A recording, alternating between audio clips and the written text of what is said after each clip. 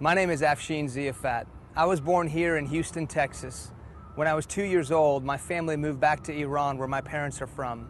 In the late 70s, an Islamic revolution hit that country, and we moved back to Houston when I was in the middle of first grade. I didn't speak English, I spoke Farsi, the language of Iran. And God, in His incredible plan, provided for me a Christian lady, a tutor, who would teach me the English language every day after school by reading me books. In the second grade, she came up to me and said, Afshin, I've been reading you all these books, but now I'm going to hand you the most important book you'll ever read in your life. And she handed me a small New Testament Bible. She gave me that Bible during the Iran hostage crisis when many people turned against my family because we were from Iran.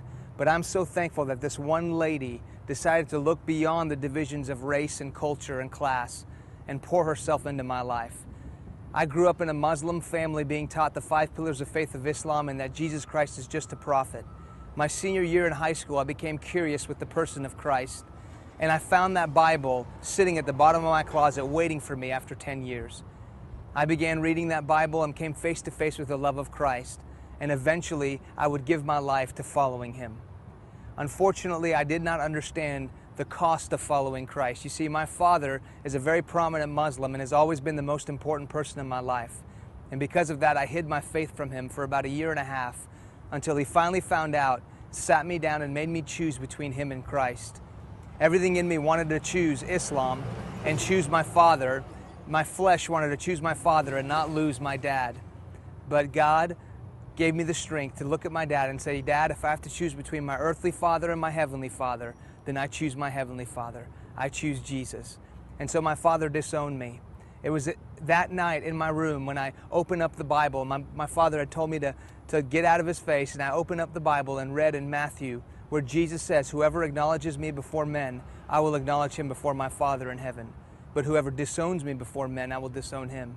Where Jesus says, I didn't come to bring peace but a sword, for I have come to turn a man against his father, a daughter against her mother. A man's enemies will be the members of his own household. Anyone who loves his father or mother more than me is not worthy of me. Whoever finds his life will lose it, but whoever loses his life for my sake will find it.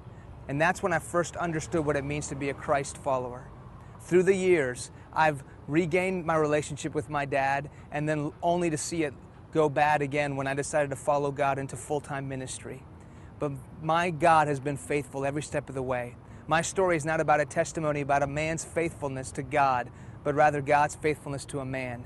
Today, my relationship with my father is restored, but even greater than that, now God has given me a nationwide and even a worldwide speaking ministry where I travel around, share the gospel, share my story, and see even Muslims give their faith to Christ through my story, through my message. And the only reason that is possible is because God had a plan for my life. Remember, He says, if you want to hold your life, you lose it, but if you lose your life for my sake, we'll find it. And I challenge you to lose your life. Lay your life down. Jesus says, if anyone wants to come after me, he must deny himself, take up his cross, and follow me. And I found that when I've lost my life, that the life that Jesus has given me today, I would not trade for anything that I could have had following the path that my Father had for me.